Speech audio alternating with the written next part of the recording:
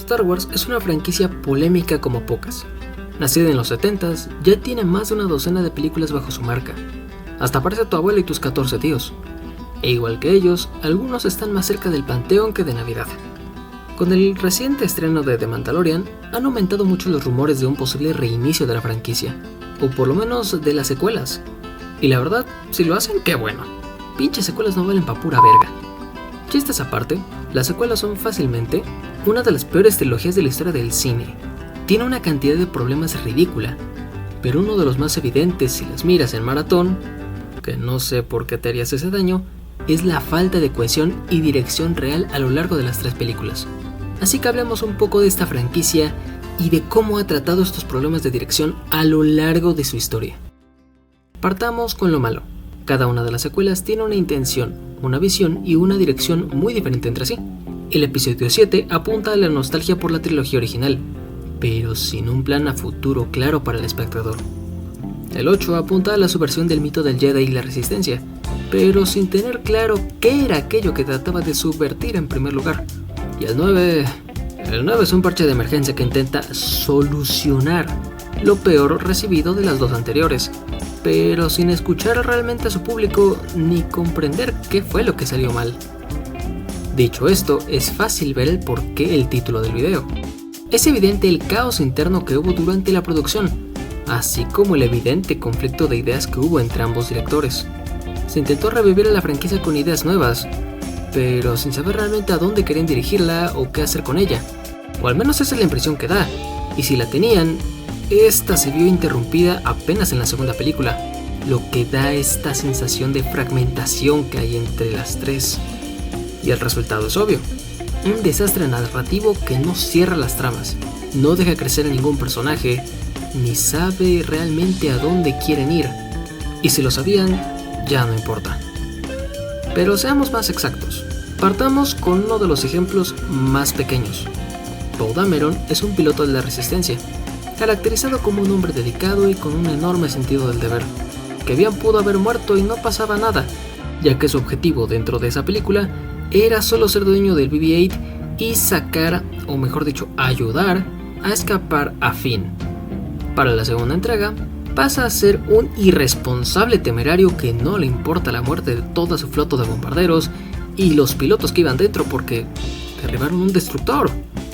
Y para la tercera, ahora solo es un soldado con un pasado que quiere olvidar, pero que no interesa más que para un par de escenas con una ex que tampoco importan para nada. Todo esto solo porque Rogue One pegó y queremos que se parezca un poco a Endor, a ver si gusta también. Su comportamiento es inconsistente entre una película y otra, y es así con casi todo en esta trilogía. Los padres de Rey es, quizá, el ejemplo más recordado por lo absurdo. En El Despertar de la Fuerza hay toda una secuencia de cómo abandonan a Rey en Jakku, y si estabas en internet en ese entonces, era imposible no ver teorías de todo tipo acerca de quiénes podían ser sus padres. Recuerdo que incluso se hablaba de que podía ser una Kenobi, y esa discusión es algo positivo para una producción de ese calibre. Es manejo de expectativa y genera discusión acerca de la película, y hace que el fan promedio espere a la siguiente película para poder responder esta duda. Sin embargo, esta fue una discusión que acabó de tajo cuando salió el episodio 8, con Ben solo diciendo que la vendieron por 2 caguamas y media. Que, aunque la ejecución es medio cuestionable, la idea era interesante. Una aprendiz prodigio que no viene de un linaje importante, una hija de la nada que tiene el potencial para salvar la galaxia. Todo para que tiraran el concepto a la basura en el episodio 9 y le hicieran una Palpatine. Este tipo de tropiezos son muy típicos en obras largas, o que no se tienen bien pensadas a detalle desde el principio, como en la saga de Alien, por ejemplo.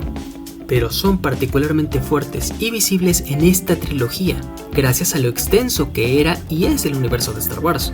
Antes de las secuelas ya había un universo expandido, uno muy bien establecido, y el problema no es que venga a reemplazarlo, sino que lo hace con un producto que no termina de cuajar. Cuando escribimos una historia, sea en el formato o duración que sea, ha de ser coherente consigo misma, es decir, todo elemento presentado en un punto de la trama ha de ser consistente a lo largo de la misma, bien sea un personaje, un elemento del mundo, una trama, premisa, todo debe permanecer en el estado en el que lo dejamos la última vez, a menos que haya ocurrido algún acontecimiento o elemento que lleve al cambio. A esto último se le llama desarrollo, cosa que es imposible si no tienes nada planeado o si cambias de planes a mitad de camino. ¿Pero qué no es posible escribir sin un plan detallado desde el inicio? Pues sí, pero no. George R.R. Martin menciona que existen dos tipos de escritores, los arquitectos y los jardineros, siendo los arquitectos aquellos que detallan cada aspecto de la trama, cada personaje, cada rincón del mundo antes de siquiera escribir una palabra.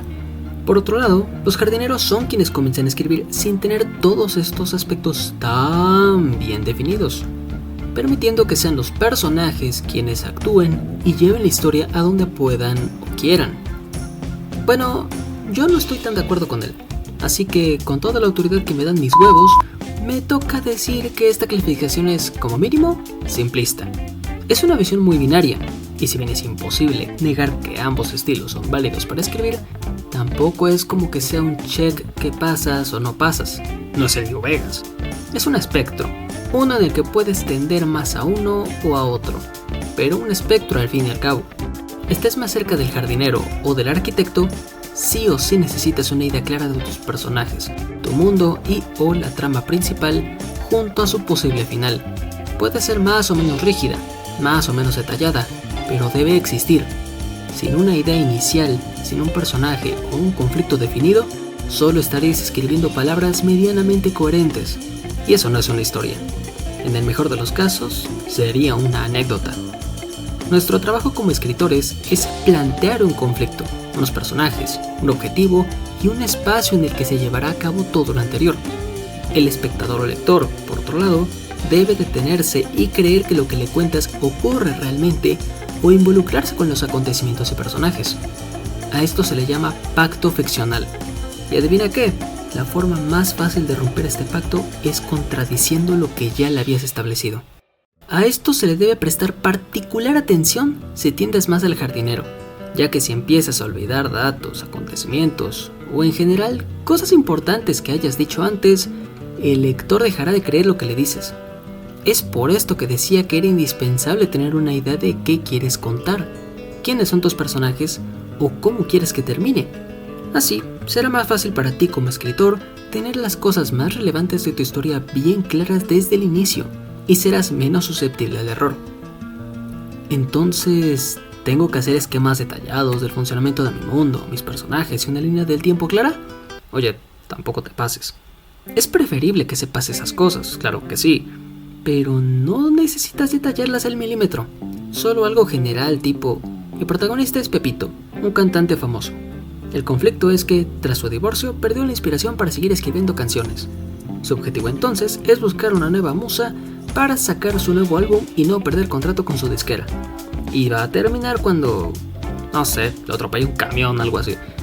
No es necesario tener un final claro en este caso. Un jardinero habilidoso, o con la experiencia necesaria, bien podría dejar que su cantante aprenda la lección que se adecue más con lo que quiere contar y terminar con el final que ese aprendizaje merita. Por ejemplo, que no consiga una musa, pero aprende a sacar inspiración de sí mismo, sin depender de una. Así sería una historia del valor de uno mismo, o de autosuperación. O que sí consiga una nueva musa, pero que sea un hombre homosexual y sea una historia de cómo salir del closet. El caso es, tener una idea clara de a dónde quieres ir es lo ideal cuando escribes, sobre todo cuando se trata de producciones grandes o muy largas, como una saga o una trilogía, pero solo eso, lo ideal. Hablemos entonces del por qué estoy tan enojado con este aspecto de la trilogía secuela de Star Wars. Y es que, ya en el pasado, habían hecho una trilogía entera sin saber realmente cómo sería la siguiente película. Vamos a ver el caso de la aclamada trilogía original. En el episodio 4, Una Nueva Esperanza, nos presentan a un protagonista típico. Un hombre medio inmaduro, con grandes sueños, pero atrapado en un planeta sin mucho que hacer, más que trabajar en la granja de humedad de sus tíos. Luego, ya todos sabemos la historia. Es el camino del héroe pero en el espacio. Es una película muy sencilla, que presenta lo justo para entender el conflicto mayor. El imperio es el malo y la rebelión combate contra ellos. El prota descubre que es especial y derrota al malo con sus nuevos poderes recién aprendidos. ¿Y luego? Bueno, esa es la pregunta más importante cuando escribes secuelas. El episodio 5, El Imperio Contraataca, la responde a punta de improvisación. ¿Que la película anterior fue muy predecible? Pues subvertimos expectativas y que los malos ganan. Pero sin matar a los protas, para que podamos sacar la tercera entrega. ¿Que Luke no tiene maestro ahora que Obi-Wan murió? Pues nos inventamos otro, y que es enano para que amarre. ¿Que Luke y Leia casi no tenían química de pareja y Han solo gustó más? No hay pedo, les damos más tiempo en batalla a ellos solos para que se enamoren. ¿Que Harrison Ford no quiere volver? Pues no importa, lo congelamos en carbonita por si renueva contrato. Y podemos seguir y seguir. ¿No me crees que no estaba pensado? Bueno, observa esta escena de Leia besando a su hermano. Eso no estaba previsto a ese punto. Sí, se menciona que hay otro, pero no hablan de un Skywalker. En ese momento, solo hablan de otro personaje que podría vencer al Imperio si Luke moría. Ya para el episodio 6, el regreso del Jedi, lo ya presentado se cierra. Darth Vader es el padre de Luke, y eso hace que Luke quiera redimirlo, quiere ver la luz en su padre.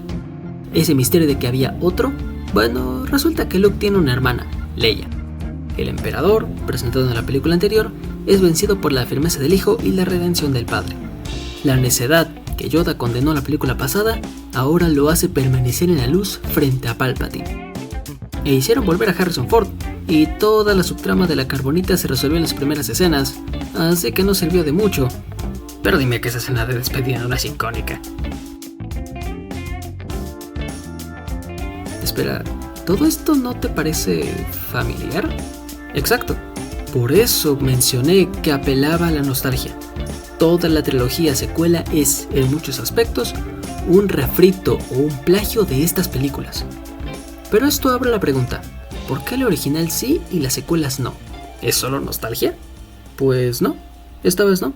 Porque aunque no había planes reales, había algo más importante y que ya te repetí hasta el cansancio: coherencia interna. Lucas nunca rompió con lo establecido. A pesar de improvisar, entendía los pilares que sostenía lo que escribió, y eso le dio la posibilidad de desarrollar todo lo demás sobre la marcha.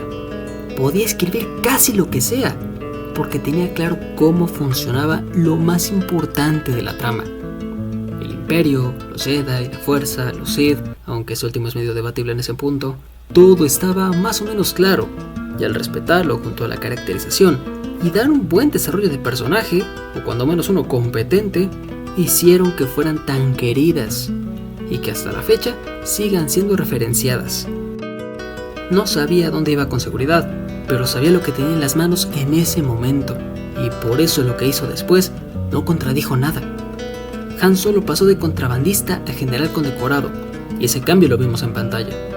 Luke pasó de joven inmaduro a un hombre capaz de ver la luz hasta en el monstruo más grande de la galaxia. En el caso de Han, se reflejó en sus relaciones interpersonales, en el de Luke a través de sus habilidades, siendo estas las características más visibles de cada uno respectivamente. Si George Lucas sabía desde el principio que Vader se iba a redimir, ya no es tan claro. No sé si lo haya dicho o no en alguna entrevista o comentario, pero algo es claro, planteado o no, su ejecución fue grandiosa. Mejorable, claro, pero cumplió con creces.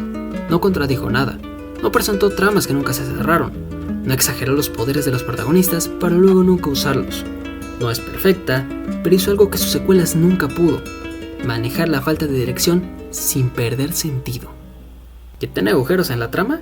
Carajo, Rogue One existe solo para llenar uno de esos. Pero no rompen con el pacto ficcional, no le recuerdan al espectador que está viendo una película.